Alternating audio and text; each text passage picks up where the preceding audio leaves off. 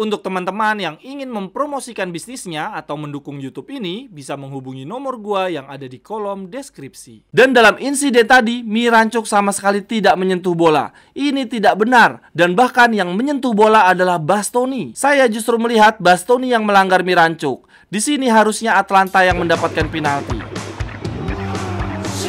Cerewetan ceking kita, nyerewetin apa aja.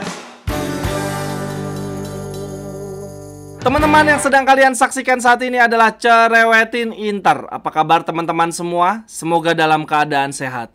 Seperti biasa, gua akan bacain statement-statement menarik dari konferensi pers pasca pertandingan. Kali ini setelah pertandingan melawan Atlanta. Statement yang pertama dari Bastoni, teman-teman. Dia ditanya tentang kondisi tim karena banyak pemain yang cedera dan jadwal yang padat. Bastoni bilang begini, "Kami baik-baik saja. Ini adalah situasi yang pernah kami hadapi dan telah berlangsung bertahun-tahun. Beberapa dari kami 4-5 tahun yang lalu belum siap menghadapi level yang seperti ini. Akan tetapi kami terus melanjutkan jalur yang benar yang seperti ini. Kami tahu betul betapa pentingnya memiliki tim yang kuat. Tahun lalu kami kalah terlalu banyak dan ini adalah bentuk balas dendam kami." Lalu kemudian jurnalisnya bertanya, "Apakah saat ini Inter sedang membuat evolusi taktik?" Bastoni menjawab, "Iya, kami sedang mengusahakannya. Inzaghi sangat penting dalam hal ini. Pada awalnya saya tidak bermain begitu mobile, dan sekarang dengan kualitas yang kami miliki, kami telah menyajikan permainan yang sedang Anda lihat." Kemudian Bastoni juga menambahkan, dia bilang bahwa kami sudah sering mengatakannya, tetapi sekali lagi saya ingin menyampaikan bahwa final di Istanbul memberikan kami banyak hal.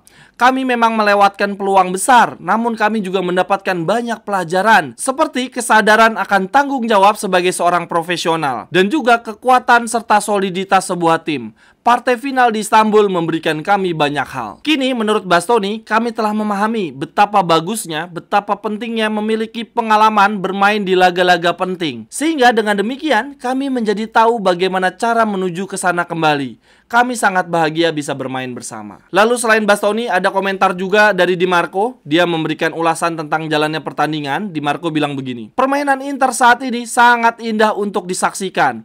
Ada atmosfer yang bagus di tim ini. Tetapi sejujurnya kami baru menyadari banyak hal penting justru setelah final Liga Champions. Pertandingan tersebut membuat kami menyadari bahwa kami adalah tim yang hebat. Memang banyak pemain penting yang pergi di awal musim ini, namun mereka yang datang juga sama kuatnya." Lalu kemudian Di Marco memberikan komentar tentang gol Lautaro. Di Marco bilang begini, "Saya bahkan tidak menyadari gol Lautaro. Saya tidak menyadari bahwa bola itu sudah masuk ke gawang. Saya baru menyadarinya kemudian. Saya tidak menyangka Lautaro mampu mencetak gol seindah itu dengan menggunakan kaki kiri. Dia seorang striker yang luar biasa." Lalu kemudian Di Marco ditanya tentang gol yang dia cetak. Jurnalisnya ngomong begini, "Bagaimana bisa Anda menjadi orang pertama yang masuk ke kotak penalti? Apakah Anda sudah memperkirakan sebelumnya bahwa Lautaro akan gagal mengeksekusi?" Di Marco menjawab, "Ini bukan karena saya tidak percaya pada Lautaro. Saya selalu percaya pada rekan satu tim.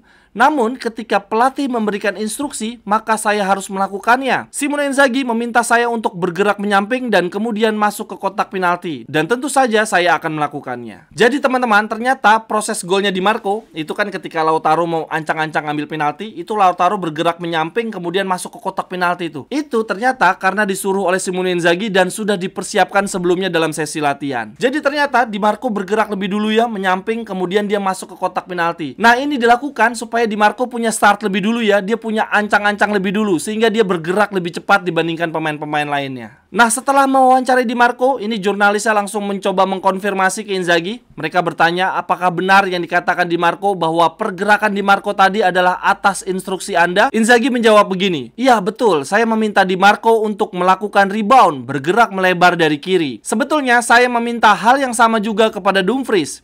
Kami mulai mempersiapkan hal ini setelah penalti melawan Verona. Ketika itu ada pemain Verona yang masuk ke kotak penalti lebih dulu dibandingkan pemain-pemain Inter. Melihat hal itu, kemudian saya merasa perlu mempersiapkan sebuah skema untuk mengantisipasinya." Lalu kemudian jurnalisnya bertanya lagi, Apakah hal seperti ini akan dilakukan juga apabila Calhanoglu yang mengambil eksekusi penalti? Inzaghi menjawab, tentu saja, pastinya iya. Lalu kemudian jurnalisnya bertanya lagi ke Inzaghi, Inter musim ini bermain bagus, apa komentar Anda? Inzaghi menjawab, tidak ada gunanya menyangkal, saya akui bahwa tim ini bermain bagus. Akan tetapi permainan bagus hari ini karena kami telah mempersiapkannya sejak 2,5 tahun yang lalu. Lalu kemudian jurnalisnya bertanya lagi, apakah dengan kemenangan melawan Atalanta ini adalah match point Scudetto? Inzaghi menjawab begini, tidak pernah ada gelar match point Scudetto, artinya kami belum meraih Scudetto. Saat ini kami baru meraih satu gelar, yaitu Piala Super Italia di bulan Januari yang lalu. Semoga kami segera bisa mendapatkan gelar berikutnya. Sekarang menurut Inzaghi, fokus kami adalah partai melawan Genoa. Perlu diingat, sebulan yang lalu poin kami masih sejajar dengan Juve, dan dalam waktu 1 bulan semuanya bisa berubah dengan cepat. Artinya, keunggulan poin yang kami rasakan saat ini bisa saja hilang dalam hitungan bulan. Oleh karenanya, kami harus tetap fokus. Lalu kemudian Simone Inzaghi diminta pendapatnya tentang performa para pemain. Inzaghi bilang begini, sangat sulit buat saya untuk menyusun line up karena semua yang tampil selalu memberikan performa yang baik. Contohnya, mungkin saja Dumfries pantas bermain untuk laga malam ini. Dia bermain sangat baik. Tetapi andai saja Darmian tidak terkena kartu kuning, mungkin saja saya tidak akan menariknya di tengah pertandingan. Semua pemain saat ini memberikan segalanya bagi tim. Lalu kemudian Inzaghi juga bilang bahwa satu-satunya pemain yang paling sial di partai ini adalah Fratesi. Dia adalah pemain yang luar biasa dan dia sedang dalam kondisi terbaiknya. Akan tetapi sayangnya dia harus berhenti di tengah pertandingan. Kami harus melihat lagi kondisinya di kemudian hari. Lalu kemudian Inzaghi ditanya tentang update pemain-pemain Inter yang cedera. Inzaghi bilang begini, Cuadrado akan kembali dalam waktu sebulan lagi. Sensi akan kembali setelah international break. Sedangkan untuk Acerbi, Thuram, dan Calhanoglu, ketiganya sudah pasti akan kembali antara di partai melawan Genoa ataupun Bologna. Akan tetapi sekarang kami masih harus mengevaluasi kondisi Fratesi. Lalu kemudian Simone Inzaghi ditanya tentang kontrak barunya. Inzaghi bilang bahwa saya baik-baik saja di sini. Saya baik-baik saja dengan klub ini, dengan para penggemar dan para pemain. Tidak ada gunanya membicarakannya karena sekarang kami harus konsentrasi sekeras mungkin. Dan saya pikir manajemen juga puas dengan cara bermain Inter. Lalu kemudian yang terakhir Inzaghi ditanya pendapatnya tentang Bastoni. Inzaghi bilang begini, dia adalah pemain yang hanya akan membuat satu kesalahan dari 125 pertandingan yang dimainkan. Dia adalah pemain yang luar biasa dengan kecerdasan dan teknik yang luar biasa. Dia jatuh cinta dengan Inter dan kami sangat senang memilikinya. Saya sangat menyesal atas kartu kuning yang ia dapatkan sehingga ia harus absen melawan Genoa. Teman-teman yang ingin membeli jersey Inter, jersey home, away, jersey ketiga, atau bahkan jersey transformer dengan harga terjangkau dan sekaligus turut membantu mengembangkan mendukung YouTube Cerewetin Inter, silakan membeli di akun Tokopedia dan Shopee gue ya. Jersinya bisa custom nama dan juga nomor punggung, atau kalau teman-teman mencari jersey Inter di tahun-tahun lawas dan juga jersey klub-klub lainnya, bisa juga. Silakan langsung aja ya, cek kolom deskripsi, di situ ada link untuk pembelian jersey dan juga kontak gue. Terima kasih.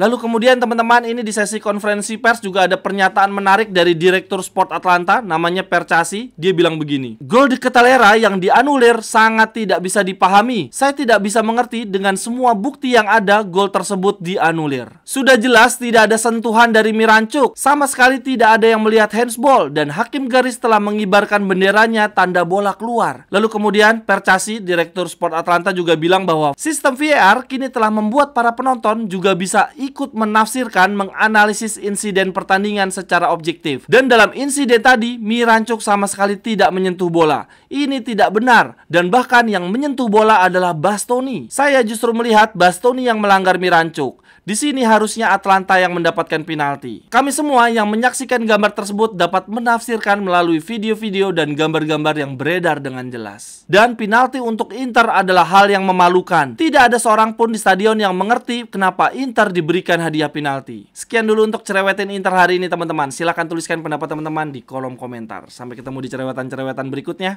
Bye-bye. Cerewetan ceking kita nyerewetin apa aja.